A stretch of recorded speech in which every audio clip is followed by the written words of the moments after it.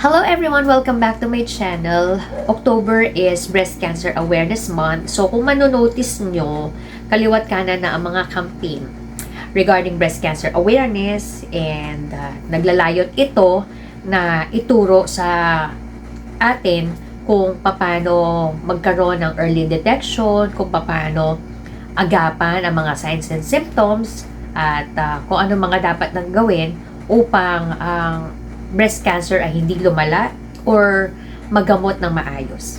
But I wanna make this special video para makapag-share ako in my own way kung paano yung awareness na sa tingin ko ay makakatulong sa mga viewers ko, especially that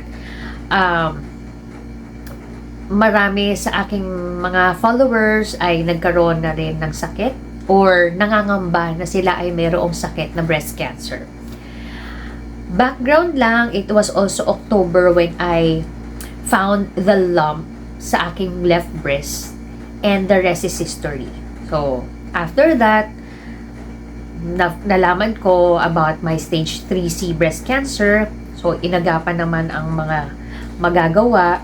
And I realized that ang breast cancer awareness ay hindi lang dapat natatapos or nag-uumpisa sa kinakapa ang ating dibdib or tayo nagpapa-yearly screening.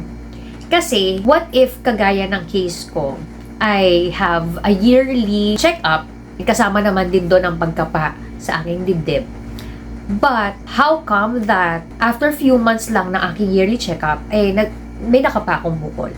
Realize ko na, okay, kapag ka nakapa mo na yung bukol, early detection, magpa-check up ka na, so, but then, I guess, it's gonna be too late. The message that I want to give is yung klase ng awareness na dapat meron tayo is more on prevention rather than early detection. It's very difficult when, yes, early detection, pero nandun na siya.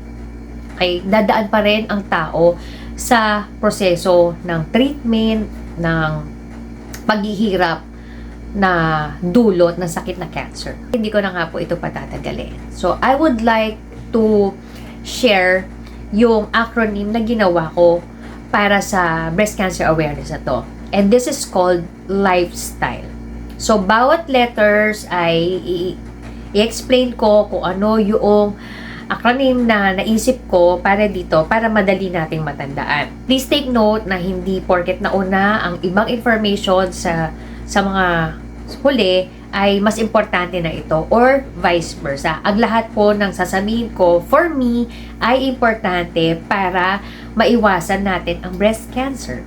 First sa lifestyle ay ang letter L, and this stands for liquids and foods. I am very particular now with all the liquids that I drink and all the foods that I eat. Especially that I know na malaking part ng pagkakaroon ko ng breast cancer ay dahil sa mga liquids na ininom ko at sa mga foods na kinain ko. It is very important that we hydrate ourselves with water every day. And right now, I am also taking natural or herbal teas para makatulong na magpalakas at magpagaling ng aking sakit. Now, regarding the foods that I eat, I have a lot of videos in this channel na naglalayon na ipakita ang mga foods na dapat nating iwasan at ang mga foods na dapat nating kainin in order for us to get well and not to have cancer in the first place. Pangalawa ay ang letter I, which stands for ingredients. Now, natutunan ko na kailangan maging maingat na sa pagpili ng mga bagay, hindi lamang doon sa ingredients ng kinakain natin, even doon sa mga ingredients ng ingredients na ginagamit. Gets nyo ba? So, for example, chine-check ko maigi yung ingredients ng suka na to, ng patis na to, okay? And not just doon sa mga ingredients sa mga kinakain natin or iniinom, but also sa ingredients na ginagamit sa katawan. Ingredients sa shampoo, sa sabon, sa anything na ginagamit, sa mga panlinis sa bahay. At I see to it na check ko muna ang ingredients, and if the food or product contains harmful chemicals or harmful ingredients, or hindi ko kilalang ingredients, hindi ko mabasa ang ingredients, immediately binibitawan ang produkto na yun. Pangatlong letter sa lifestyle ay F. And this stands for faith. Yes, very important ang role ng faith sa inyong kalusugan. Kasi, if you have faith, chances are, hindi ka masyadong nag-worry on anything or everything. And kung ganun nga ang stand mo, because you have a God that will take care of you, that will provide for all of your needs, at hindi ka warrior, it also it will also have an impact to your overall health. Kasi kapag ka warrior ka or you worry too much, bumababa ang immune system mo at naaapektuhan ang overall health mo. Fourth letter sa lifestyle ay letter E, which is for exercise. Yes. Ito po, sobrang natutunan ko na kahit papano dapat kumikilos-kilos tayo. Hindi lang tayo dapat stagnant sa ating work. Opo, kahit papano, kung kayang lakarin ang distansya, lakarin na lang. At gumawa ng paraan or gumawa ng time para makapag-exercise, even small movements. It is better than nothing. Next letter ay S. At siguro naman by now, pag napanood yung mga videos ko, isa ito sa mga importanteng points na binibigay ko sa aking mga viewers. Sleep.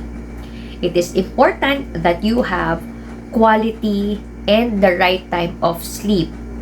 Hindi lang quality sleep. Dapat tamang oras ng pagtulog. At ang tamang oras ng pagtulog ay between 10 p.m. and 4 a.m. And for that, you get quality sleep na makakatulong sa katawan mo para makapag-function na maigi at para hindi magkaroon ng mga chronic diseases.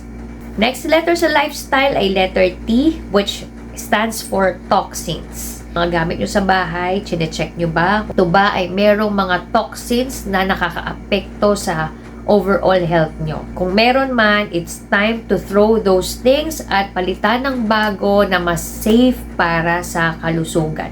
Letter Y, ito naman, hindi ko rin minimenos o dinidiscredit ang yearly screening. Yes, even though, sabi ko kanina, it is not just about screening, but it is also important that you also have your yearly screening. So, kung makakapagpa-check up kayo, ultrasound, yung overall check-up nyo ay may paggawa nyo, mas maganda. Kasi after all, hindi lang naman cancer ang nagiging sakit ng isang tao. Kumbaga, dapat buong aspeto ng inyong kalusugan ay na-check din. Next letter sa lifestyle ay letter L. And if you want to have certain level of awareness sa cancer, you must include your loved ones in this. Para hindi lang para sa sarili nyo ito ginagawa, kundi para na rin sa mga mahal nyo sa buhay. And kasali din sila sa journey na to dahil pati sila ay sisikapin nyo magkaroon ng magandang kalusugan para naman less din ang risk ng sila ay magkaroon ng chronic diseases like cancer. Last letter, but definitely not the least, ang letter E, and this stands for emotion. Na basa ko doon sa libro na binigay sa akin ng aking doktor, deadly emotions daw ay crucial din ang part na tinitake nito sa kalusugan ng isang tao. So kapag ikaw ay nag-aalaga ng deadly emotions or hindi mo fino-foster ang positive emotions, chances are makakuha ka talaga ng mga chronic diseases, especially cancer, dahil pinapababa nito ang immune system mo.